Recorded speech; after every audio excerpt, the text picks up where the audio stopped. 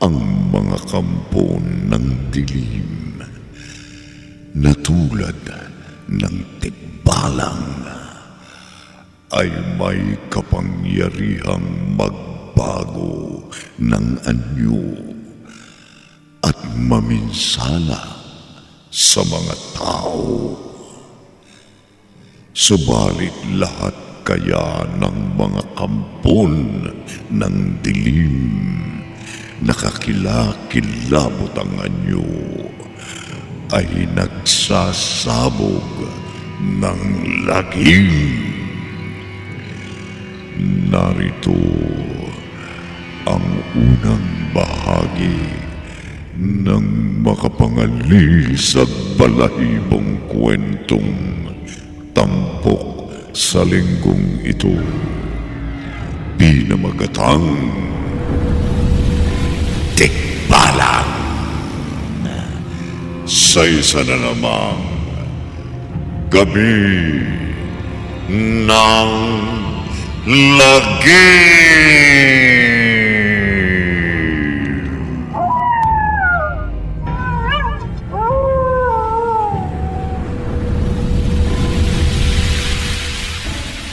Hindi na sayang ang pag-aaral ko. Mapapataan ang kaaway ko rito sa aking kinukumplihan. Pagdaan niya sa tapat ko, dudurugin ko sa tadyak ang kanyang bugong. Malapit na siya. Papatayin kita!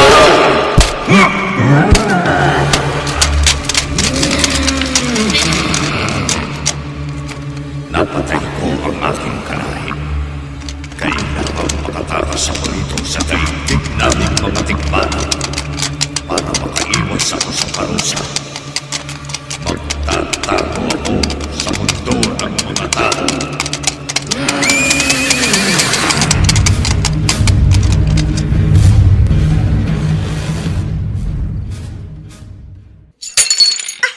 Panginoon ko, Lola Pepay, ano po yung nabasag? ang baso Floro ay nabitawan ko, kaya bumaksak sa sahig. Kasi biglang kumirot ang tiyan ko. Na paano po kayo? Ewan ko, Apo. Ngayon lang nangyari sa akin to. Baka may nakain po kayong nakasira sa tiyan nyo. Ang natatandaan ko, nang mapadungaw ako kanina sa bintana, biglang kumirot ang tiyan ko. Ay, aray ko. Lola, hirap na hirap po kayo. Ako, napakasakit ang tiyan ko, Apo. Mamamatay yata ako sa sobrang kirot. Lola!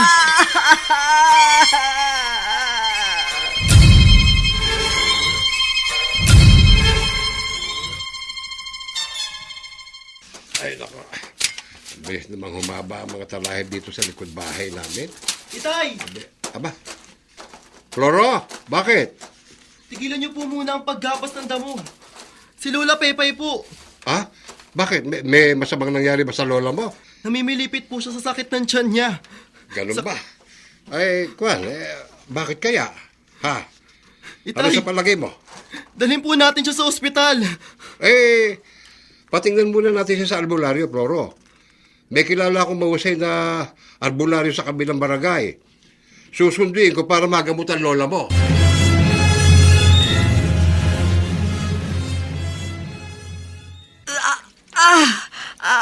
Ang tiyan ko. Tata Teroy, bakit hindi napapailing? Aray. Karyo, matapos kong tawasin ang inang mo, napangalama kong wala siyang maramdaman. Oo, Bakit po biglang sumakit ang tiyan niya? oo nga. Loro, ang lola mo ay pinahihirapan ng tikbalang. Tikbalang po.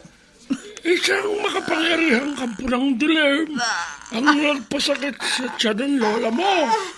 Gaano siya kamakapangyarihan, Tata Teryo?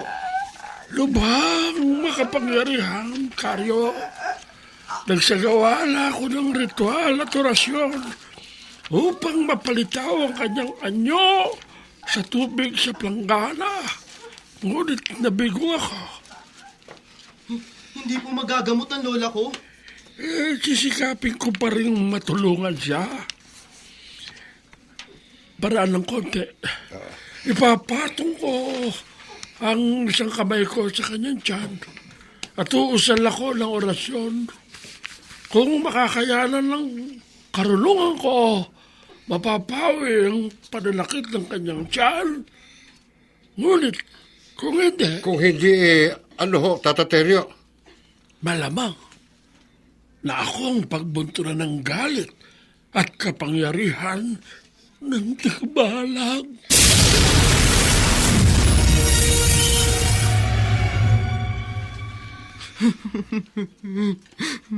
O Floro, bakit ka umiiyak? Itay, umalis po ang alburaryong sinundo nyo. Nang hindi nagamot si Lola Pepay.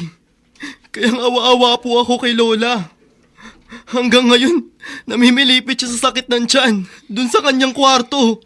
Alam mo, Floro, naaawa rin ako sa lola mo. Natatandaan ko po. Wala nang mamatay si Inay noong bata pa ako.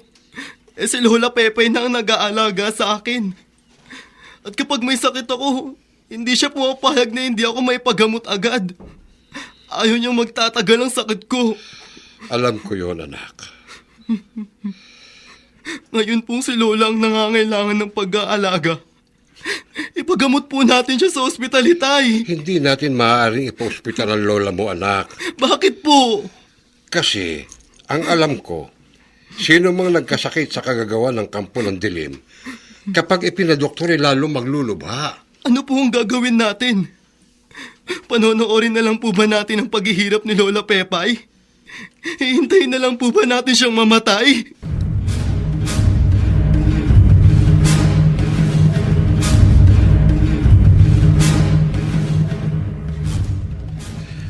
Mga tol, may dumarating.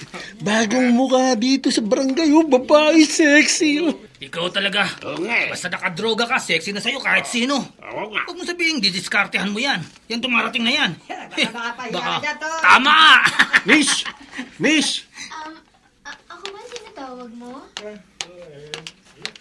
Ikaw nga, halika. Lumapit ka dito. Bakit? Pwede ka bang makiumpok sa amin ng mga katropa ko? Huwag mo akong hihiyain. Halika na nga. Bitiwan mo braso ko! Hoy! Makinig! Huwag niyo bastusin yung babae! Huwag mo akong pakialaman, Ray. Pinakikusapan ko kayo bilang kabarangay natin. Bitiwan niyo siya! Huwag mo sabi kung pakialaman.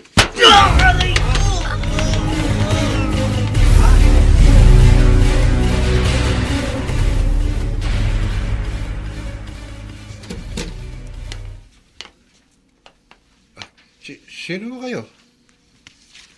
Hindi ko kayo kilala. Ay, dayo lang ako sa lugar na ito. Kumatok na ako sa pinto nyo kasi pagdaan ko, narinig ko may umiiyak sa loob ng inyong bahay. Ang inang ko hong umiiyak dahil may sakit siya. Baka makatulong ako sa kanya. Sino ba kayo? Tawagin mo na lang akong Aling Edad. Anong edad? Oo, Arbularya ho ba kayo? hindi. Pero susubukin kong mapagaling yung may sakit sa bahay na ito. Tikbarang daw ho nagpapahirap sa inang ko eh. Hindi ako natatakot sa tikbalang. Labis ako nagpapasalamat sa inyo kung matutulungan yung inang ko. Pero baka sa gagawin yung paggamot sa kanya, pati kayo pahirapan o patayin ng tikbalang.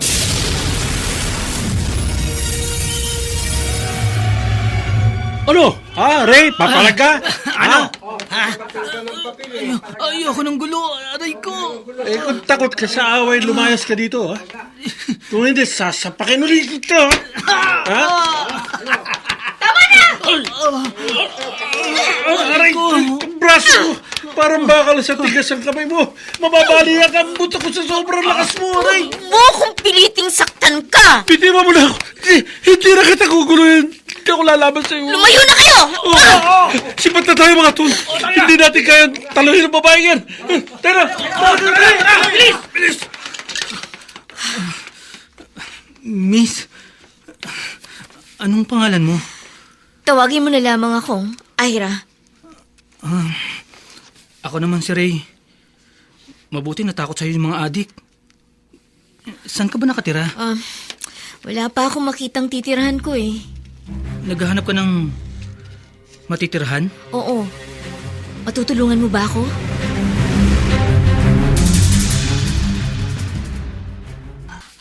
Andiyan ko. Maghirot. Aling edad, gamutin niyo po ang lola ko. Ay, Magpapakuluho ba ako ng tubig? hindi na. Ipapatong ko lang yung isang kamay ko sa ulo ng may sakit. Lalo kumikirot ang tiyan ko. Ko, tikbalang nga ang nagpapahirap sa kanya.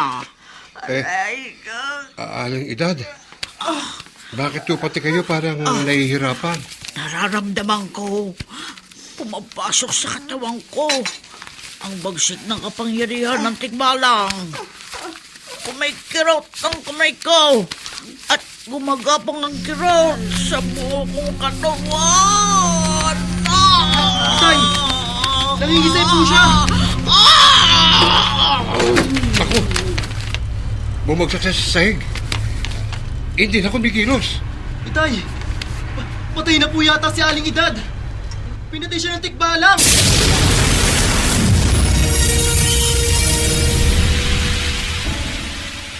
Itay, Huwag ka matakot, Floro. namatay po ang matandang babaeng gustong tumulong kay Lola Pepay. Hindi. Buhay pa si Aling Edad. Ayan o, bumabangon siya. Ay, naku. Wala na kayong dapat ikabahala. Di ako napatay ng kapangyarihan ng tikbalang at nagamot ko na ang may sakit. Hindi na nga po dumadaing si Lola Pepay. Hindi na kumikirot ang tiyan ko, Floro. Ay, salamat. Magaling na ho kayo, Inang.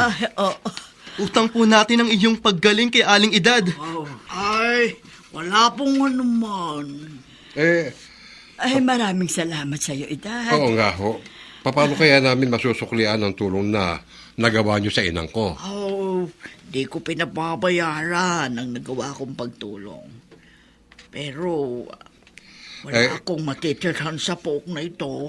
Aba may bakanting kubo kami sa kaingin. Payag ba kayong tumira sa kubo?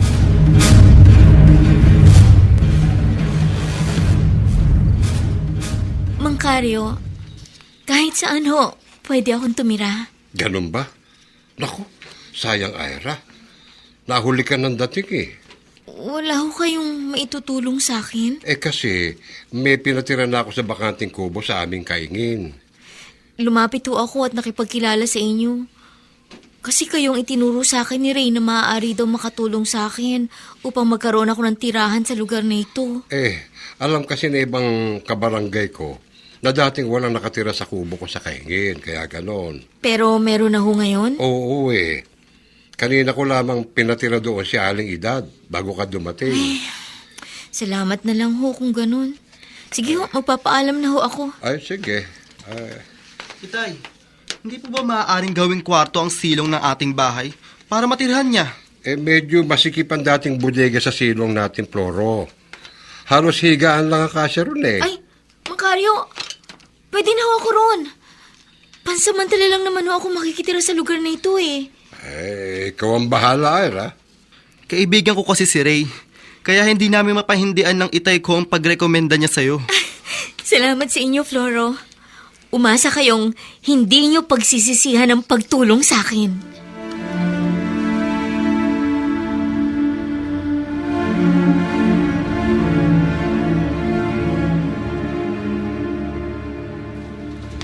Itay, mabuti po tinulungan natin si Ira. Bakit, Floro? Nakausap ko po kasi si Ray kanina at tiniyak po niyang mabuting tao ang pinalapit niya sa atin. Paano naman natiyak ni Reyna mabuting tao si Ira? Sinaktan daw po si Ray ng mga adik nating kabarangay at ipinagtanggol siya ni Ira. Ganun ba? Si Ira pa ang nagtanggol kay Ray? Naku, mabuti pa Matulong na tayo, Floro. Gabi na. Inaantok na ako Sige ho. Sige. Naiwan na kita rito sa sala, ha?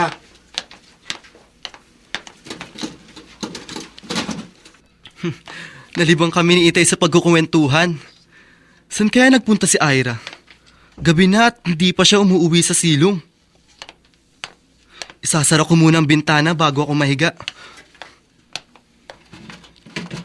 Ano itong nasa labas ng aming bahay? Isang malaking taong mahaba ang balahibo sa buong katawan at may ulong kabayo. Tikbalang! Tikbalang!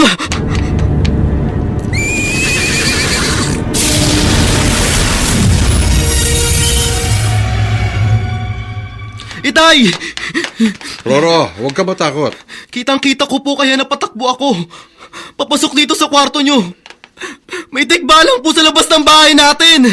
Malamang yun ang kampo ng dilim na nagpapahirap sa lola mo. Sandali, Saan po kayo pupunta, Itay? dito lang sa kusina. Narito, ito. Buti matalim pa ito. Tama-tama itong gagamitin ko. Aanin niyo po ang itak, Itay. Harapin kong tikbalang.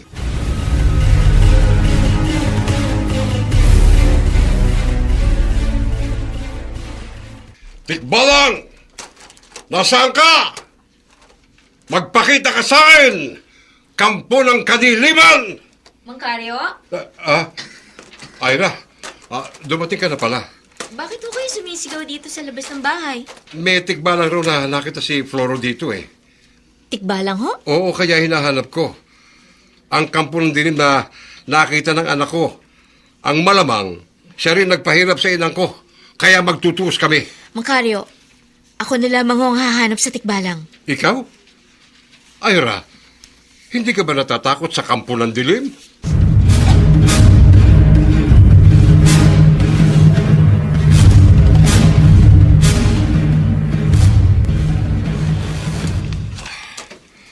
Malakas ang kutob ko. Nagpakita ang tikbalang kay Floro dahil ang anak ko naman ang parang pahirapan ng kampo ng dilim. May kumalas ko sa likod ng malagong halaman sa di kalayuan. Malamang naroon ang tikbalang. Hindi ko na siya bibigyan ng pagkakataong gamitin ang kanyang kapangyarihan laban sa aking pamilya. Ahawin ko ng halamang ito at... Ha? Narito nga sa likod ng halaman ng tikbalang. Matandang lalaki. Kampo ng dilim! Tatantanin ko ng tagang katawan mo ng ganito!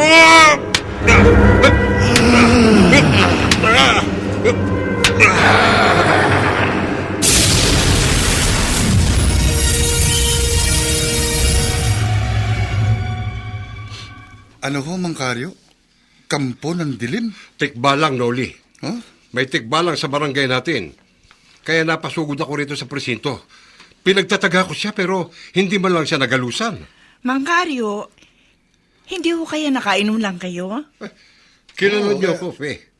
Matagal na tayo magkabarangay bago pa kayo naging pulis ni Noli. Alam niyo namang hindi ako umiinom ng alak. Pero, paano ho kami maniniwalang may nakasagupa kayong tikbalang na hindi man lamang kayo na ano?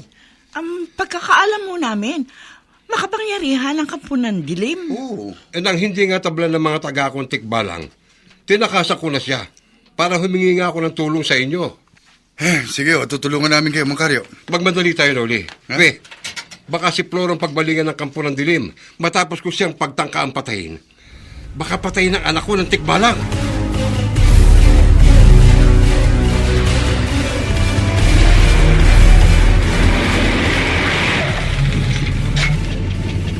Ha?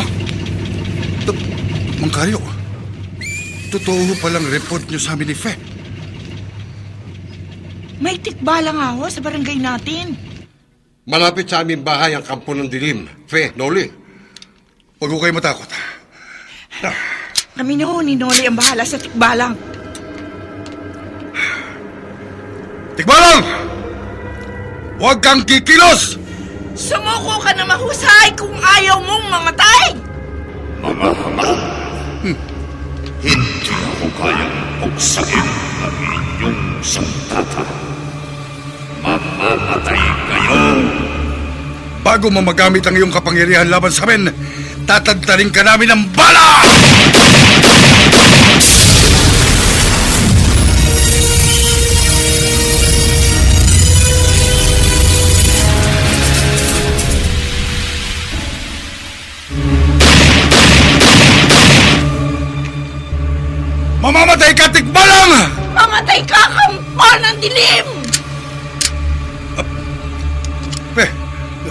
naubusan na ako ng bala. Naubusan din ako ng bala, Noli.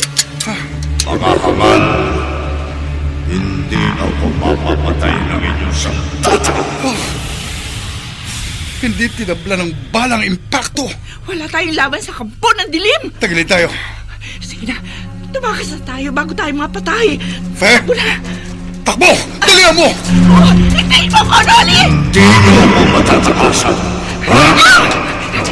Bitiwan mo ko, tigkalang! Hindi ka makakapulagpos sa mga kamay ko. Kung ang makakaban, matatalas ang mga bagay sa iyong katawan. Wawakwakin ko ang dibdib mo. Lalamunin ko ang mga laman ng mo. Bitiwan mo ba niya, tigbalang! Bitiwan mo siya! Sino ang malakas na sumunod sa akin? Bitiwan mo. Hindi kita bibitiwan, tigbalang! Ibabalibag kita sa malaking bato!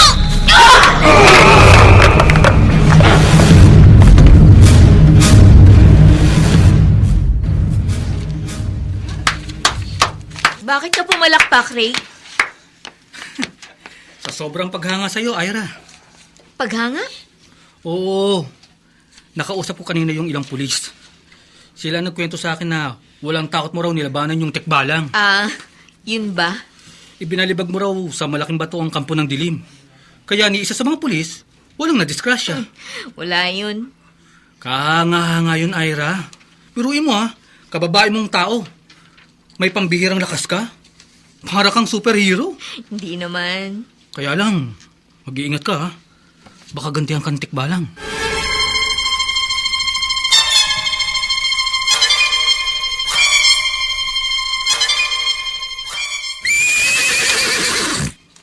Kakaiba ang lakas ng babae nakasagumpa ko. Hindi siya karaniwang tao, kaya tinakasan ko siya.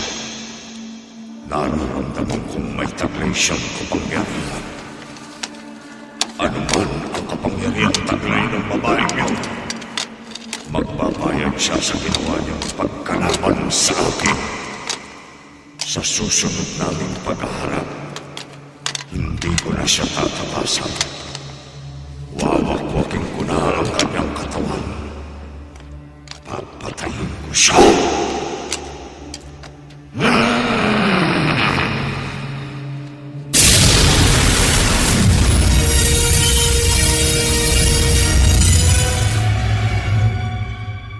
Ano ka mo, Karyo? May tikbalang na nakasagupa ang mga pulis? Oho, Aling Edad. Kaya pinuntahan ko kayo dito sa Kaingin eh. Bakit kayo natitigilan? Walang kalaban-laban ng tao sa kampo ng dilim. Ganun na nga ho nangyari. Hindi napatay ng mga pulis ang tikbalang. Walang armas ng tao ang makapapatay sa kampo ng dilim. Pero kayo, hindi napatay ng tikbalang, Aling Edad. Bakit napunta sa akin ng usapan? Kasi nagamot yung inang ko nang hindi ka na sa bagsik ng kapangyarihan ng kampo ng dilim. Nagkataon lang na meron akong alam na pangunta sa tikbalang. At may alam kayong paraan kung paano mapapatay ang kampo ng dilim. Hindi ho ba? Mang Karyo. Sabihin niyo sa akin, Aling Edad. At handa akong itaya ang buhay ko. Huwag lamang makapagsabog ng lagim sa lugar na ito ang tikbalang.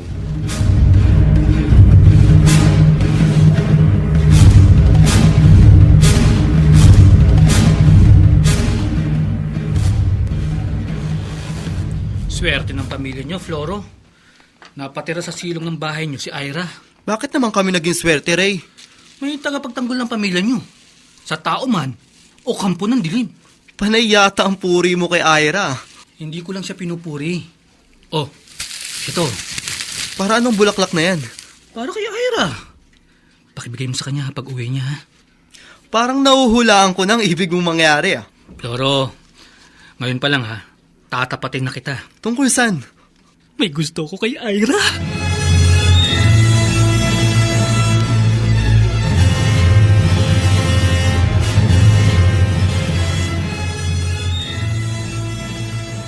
Ano ho, Lola Pepay? Maaaring magkaroon ng simpatiya sa akin ang mga binata sa barangay na ito? Hindi malayong mangyari yon, Ira. Bakit naman magkakaroon ng simpatiya sa akin ang mga binata rito? Kasi mabait ka, maganda, matapang at may pambihirang lakas. Hindi lamang ako ang may ganong mga katangian. Ira, kaya kinausap kita ng sarilinan. Paano kung magkaroon ng simpatya sa'yo ang apo kong si Floro? Bakit ka napangiti at napailing? Ha? Lola Pepay, kahit sinong taga rito ang magkaroon ng simpatya sa akin, hindi ko maaaring pansinin. Bakit? May asawa ka na ba? Wala pa ho. Pero wala kang balak mag-asawa sa isang taga-probinsya? Ganun ba? Hindi naman ho sa ganun. Wag na ho nating pag-usapan ang bagay niyan. Basta ang titiyakin ko sa inyo, hanggang narito ako sa bahay niyo, handa akong ipagtanggol ang sino man sa inyo, kahit malagay sa panganib ang buhay ko.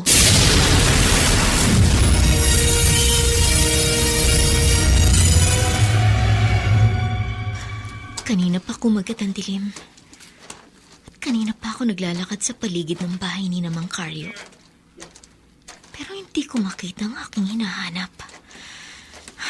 Teka, may naisip akong paraan para madali kong matagpuan ang hinahanap ko. Para siya na mismo ang lumapit sa akin. Magkukubli ako sa likod ng malagong halaman. Dito sa walang taong makakakita sa akin. Dito ako magbabago ng anyo.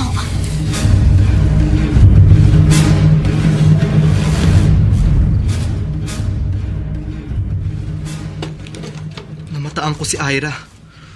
Matapos lumabas sa kwarto sa silong, nagpalinga-linga.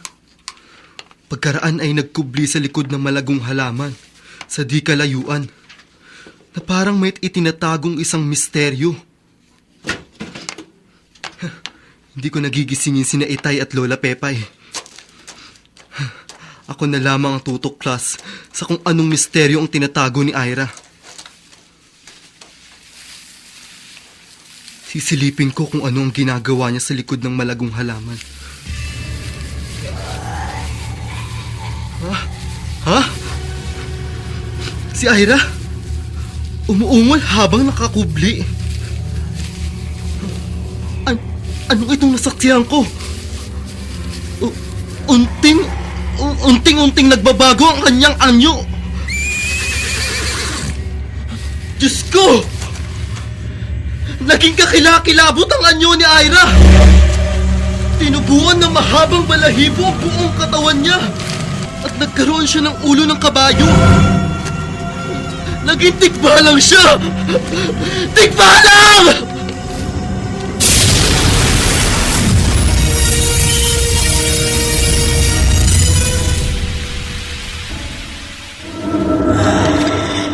Siguro, malamang nakita niya akong nagbago ng anyo.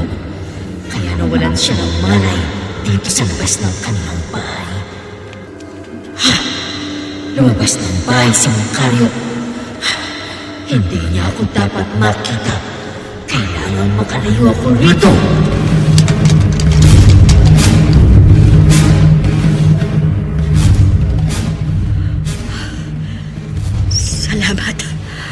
Salamat unti-unti nang kumikilos ang apo ko.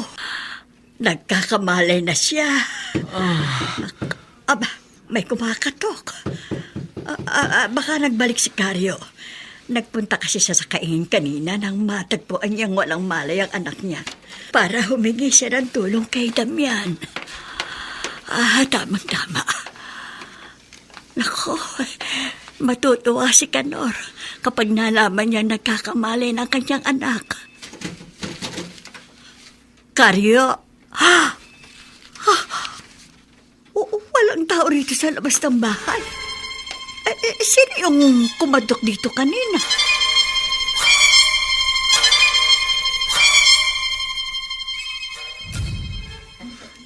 Floro, anong pag-uusapan natin? Importante, Ray. Kaya pinuntahan kita. Tungkol kay Ira. Ha? Huwag mong sabihin, may asawa na siya o nobyo. Hindi ako maniniwala. Ray, kagabi, nakita ko unti-unting nagbago ang anyo ni Ira. Hanggang nag-iisa siyang tikbalang. Kasinungalingan! Huwag mong siraan si Ira. Hindi ko siya sinisiraan. Alam mong may simpatya ako kay Ira. At gusto mong mawala ang pagtingin ko sa kanya.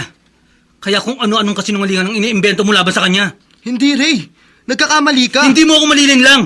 Sinisiraan mo si Ira dahil kursunada mo rin siya. At gusto mo siyang maagaw sa akin. Hindi totoo yan. Umalis ka na. At kahit anong sabihin mo, hindi ako maniniwala na si Ira ay isang tikbalang!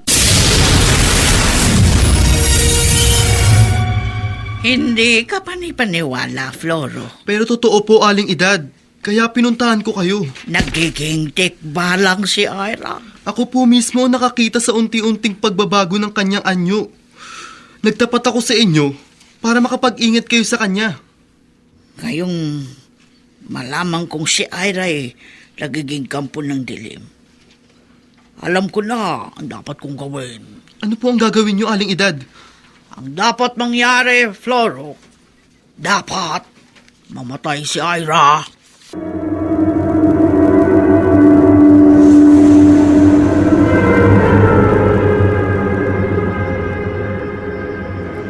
Dolly, kailangan ko ang tulong nyo. Kaya ako na parito sa presinto. Hindi ho kaya nagkamali kayong nilapitan, Aling Edad? Malaki Ha? ang may tutulong nyo mga otoridad para mapatay ang tikbalang. Pero nabigo na ho kaming mapatay ang kampo ng dilim. Oo nga, nabalitaan ko. At maaaring gantihan ho kami ng tikbalang. Malamang. Kaya nga kayong mga pulis ang may pinakamalaking pagkakataon upang mapatay siya. Hindi ho yata namin kayo maintindihan. Sabi ko nga sa inyo, nalantad ng si Ira ang nagiging tikbalang. Malamang, nararamdaman niyang may kakayahan akong lumaban sa kanya. Kaya mangingilag siya sa akin at iiwasan ako. Lalo sa anyo niyang kampo ng dilim. Pero sa inyo malamang magpakita siya sa anyong tao upang paghigantihan kayo sa tangkayong pagpatay sa kanya. Kapag nakita ho kaming mga pulis ng tikbalang, kahit saan yung tao ng kampo ng dilim, nanganganib ang buhay namin. Hindi, Nole. Bakit hindi ho? Ganito, tuturuan ko kayo ng dapat yung gawin para mapatay ang kampo ng dilim.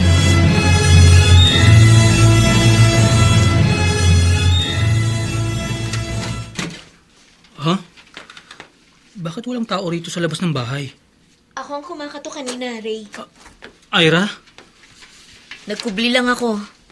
Dahil baka kapamilya mo magbukas ng pinto. Huwag kang matakot sa akin. Hindi. Hindi ako natatakot sa'yo. Alam kong maaaring may nakarating na sa iyong balita laban sa akin. Ira, hindi ako naniniwala sa sinabi ni Floro na ikaw ay nagbabago ng anyo at nagiging isang tikbalang. Totoo yun, Ray.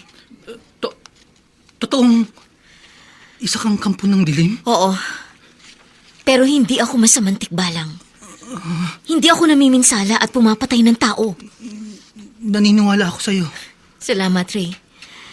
Nagtapat ako sa'yo dahil alam ko matutulungan mo ko upang malantad ang mapaminsalang kampo ng dilim. Ira, may iba pa bang tikbalang bukod sa'yo? Meron, Ray. Isa siyang kalahi ko na nakagawa ng malaking pagkakasala sa aming daigdig sa ilalim ng lupa. Isa naming kalahing babae ang pinatay niya. Kaya tumakas siya at nagtago dito sa ibabaw ng lupa upang makaiwas sa kaparusahan sa aming daigdig at upang magsabog rin ng lagim sa mga tao.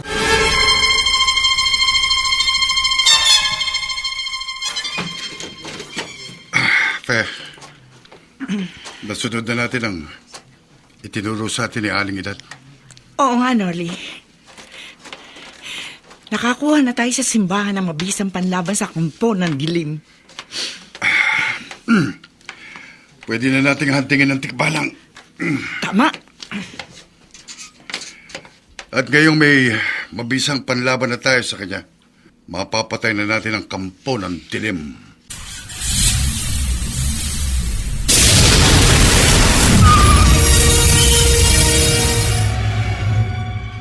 Mga kasama, maging maingat daw tayo sa pagruronda. Maging ang mga pulis daw nahihirapang mahuli at mapatay ang tikbalang na gumagala dito sa ating barangay. Talasan natin ang mga mata. Ha? Mga tao, Ang tikbalang!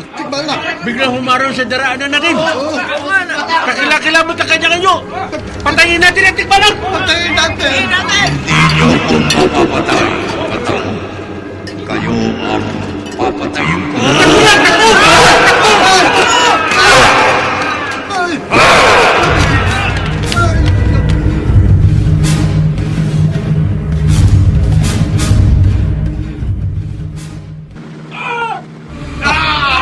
May nagsisigawan sa malayo, Fe. Baka nagsasabi. Ay, teka. Sandali. Fe, Fe. Tao.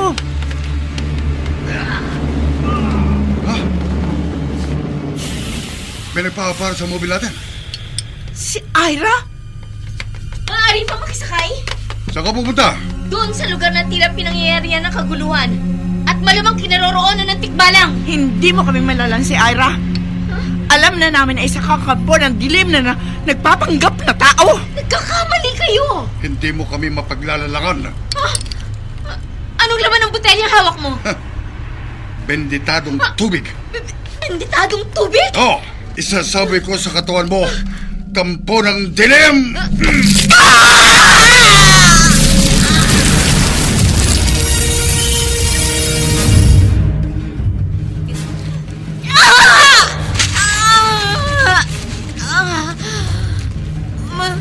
Pulis, hindi niyo ako dapat sinabuyan ng benditadong tubig! Bakit hindi, Ira? Maliwanag ang sinabi sa amin ni Aling Edad. Huwag sasabog ng limang si Ira kapag nagbalik siya sa tunay niyang anyong tikbalang. Maraming tao ang kanyang mapapatay. Kaya dapat siyang mamatay sa pamamagitan ng benditadong tubig. Sinunod lamang namin ang itinuro sa amin ni Aling Edad. Hindi kayo dapat naniwala sa Aling Edad na yun! Siya ang naglantad sa amin na pagiging tikbalang mo.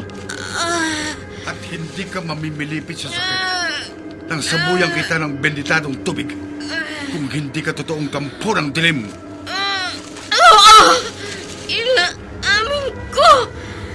Isa nga akong kampo ng dilim! Kaya dapat kang mamatay upang hindi ka magpagsabog ng lagim. Wala akong balak magsabog ng lagim! Dito sa ibabaw ng lupa! Nilinlang kayo ni Aling Edad! Anong nilinlang niya kami? Hindi niyo ako mapapatay sa pamamagitan ng benditadong tubig! Anong hindi ka mamamatay? Nang sabuyang kita ng agwa bendita, bubagsak ka. Namilipit ka sa sakit. Ayan, nangingisay ka. Oo! Nasaktan ako. Nahihina. Pero hindi ako mamamatay. Ilang saglit lamang, magbabalik din ang lakas ko. Ha? Walang karaniwang tao ang maaaring pumatay ng kampo ng dilim. Wala!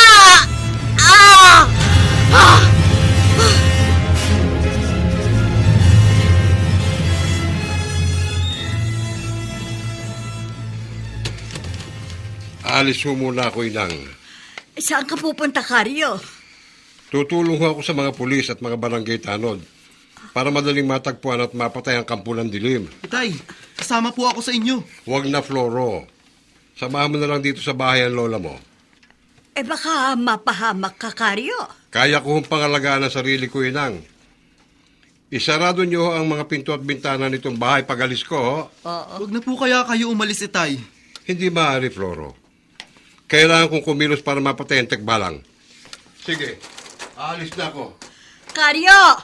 Baka mapatay ka ng kampo ng dilim! Karyo!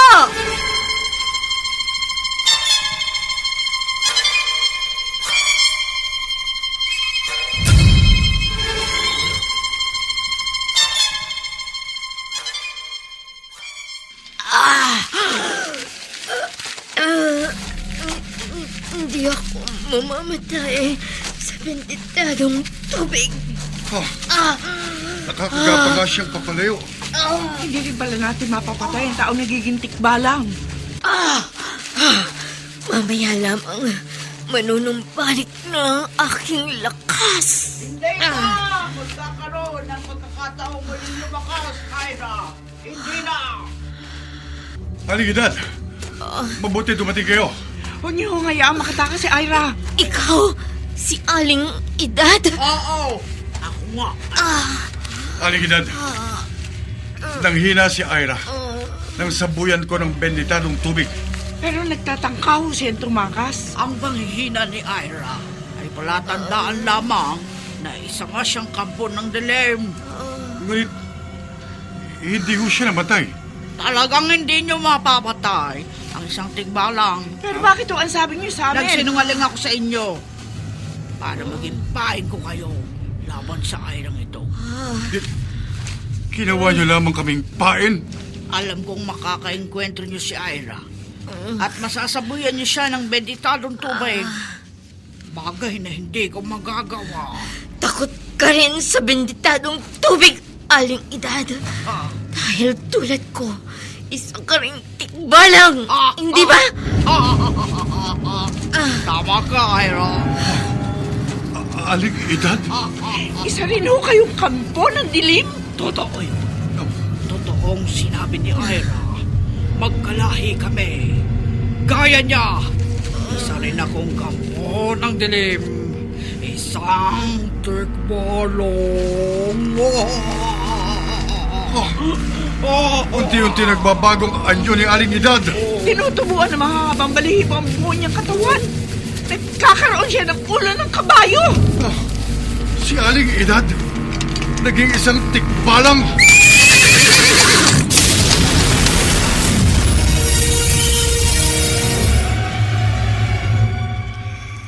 Pasasamba at matatagpang ko rin ang tikbalang na si Ira. Mangkaryo! Loli! Fe! Buti ho, nakita namin kayo, Mangkaryo. Bakit, Fe? Mangkaryo, kailangang malaman ninyo ang totoo kina Ira at Aling Edad. Alam ko na si Ira isang tikbalang na nagbabalat kayong tao. Kampo ng dilim din ho si Aling Edad. Pati si Aling Edad? Oo. Pareho silang walang kamatayan. Tiniyak nila sa amin ni Fe na walang taong makakapatay sa isang tikbalang. Kung ganon, anong mabuti natin gawin?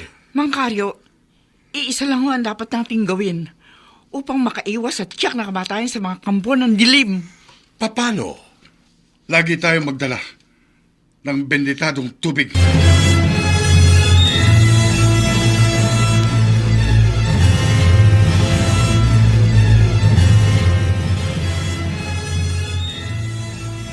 Agua bendita. Oo, Inang. Yan daw ang mabisang pangontra sa mga kampo ng dilim. May naitatabi kong benditadong tubig na galing sa simbahan. Alam ko ho, Inang. Kaya nga ho, nagpahatid na ako sa mga polis pa uwi eh. Nasaan ho ang agua bendita? Nasa itaas ng aparador. Ibigay niyo ho sa akin, Inang. Sandali. Bago makapagsabog ng lagim ang mga tikbalang.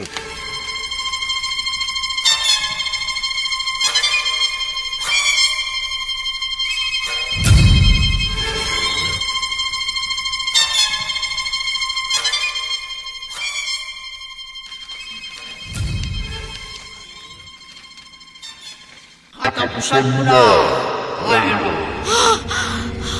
Aling Edad, hindi ako papayag magtagumpay ang kasamaan mo sa ating daigdig sa ilalim ng lupa. At kahit dito sa mundo ng mga tao. Wala kang magagawa upang maglaman ako dahil mamamatay ka na. Hindi ako papayag na mapatay mo!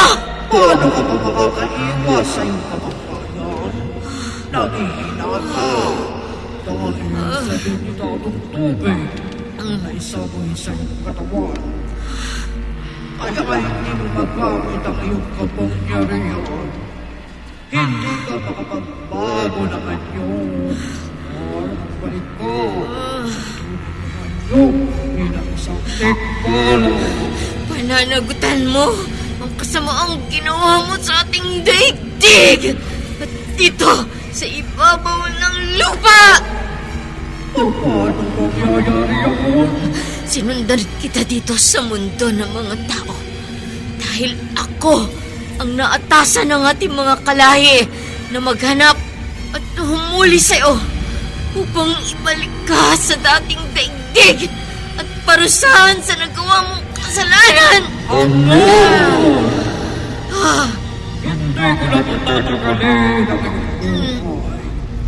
Walang tao sa'yo.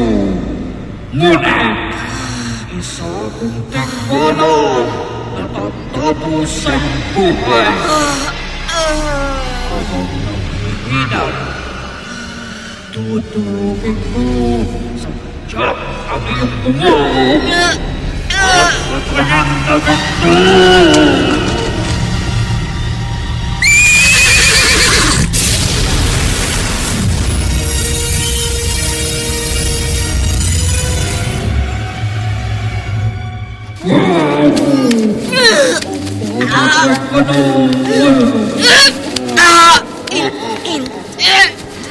Kahit nasungkapan mo ko, hindi mo may tatadyak ang paa sa buko ko. Hindi mo ako mapapatay. Wala kang magagawa laban sa aking makasaya. Hindi mo ka na sa ayaw mo at sa gusto mo.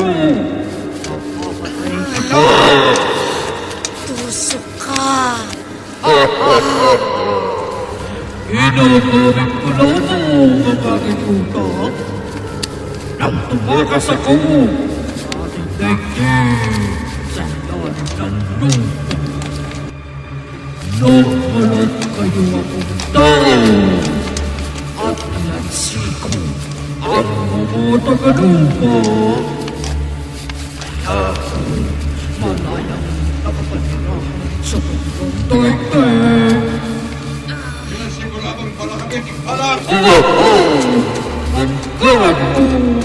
Ginamit mo palagi yung kapangyarihan para pahirapan ang aking ina.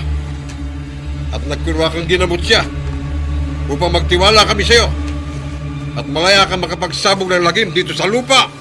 Marami ka nang nalalaman laban sa aking pangkako. Kaya tapos kong patayin ang kalahi kong ito na nagpalatay tao. Ikaw naman ang susunod kong papatayin. Hindi mo ko mapapatay, Tikbalang! Dahil sasabuyan kita ng benditadong tubig!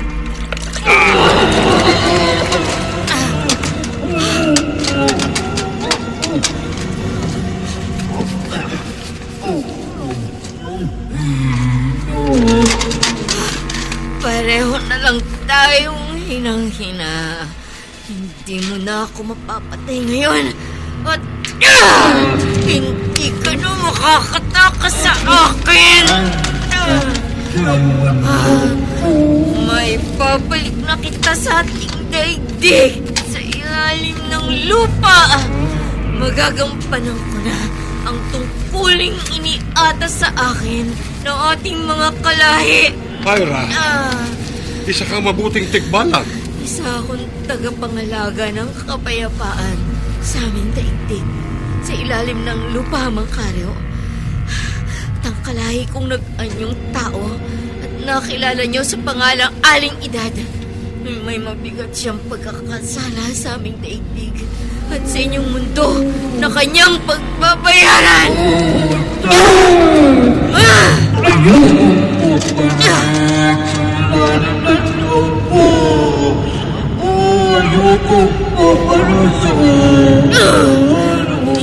Hindi ka na makakawala sa akin.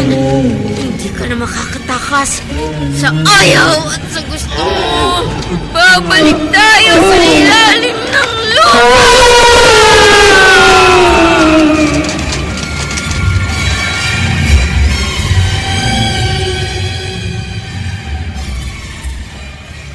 Ano po, Mang Karyo? Naglaho po si Ira? Naglaho, Ray. Kasama ang isa pang tikbalang. Ako na nagpaalam sa iyo ng bagay na yan para maniwala ka. 2 kampo ng dilim po palang nagpanggap na tao dito sa ating barangay. Ganun nga. Ang isa ay masamang tikbalang na nag-anyong tao at nagpakilalang aling edad. At ang ikalawa ay isang mabuting kampo ng dilim na nag-anyong tao rin at nagpakilala namang si Ira. Kung may kapangyarihan po silang maglaho, malamang may kapangyarihan din po silang muling lumitaw. Hindi lang yun. Hindi na sila babalik dito sa ibabaw ng lupa. Ayon sa tikbalang na nag-anyong tao na si Ira.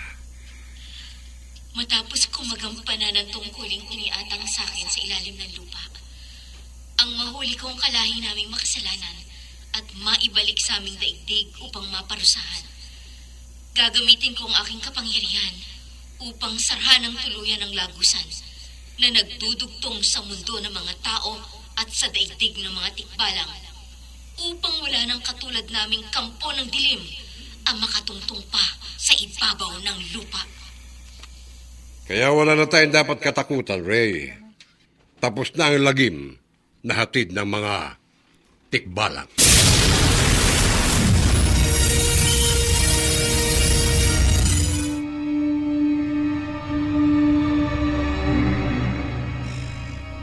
Maging sa mga kampong ng dilim, nakakilakilabot ang anyo ay mayroon ding marunong magpahalaga sa kabutihan at katarungan at hindi ginagamit ang kanilang kapangyarihan sa pagsasabog ng lagim.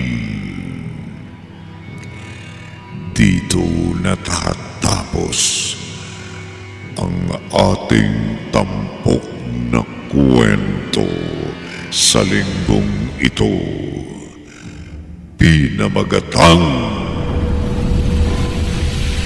Tikbalang sa isa na namang gabi ng lagim.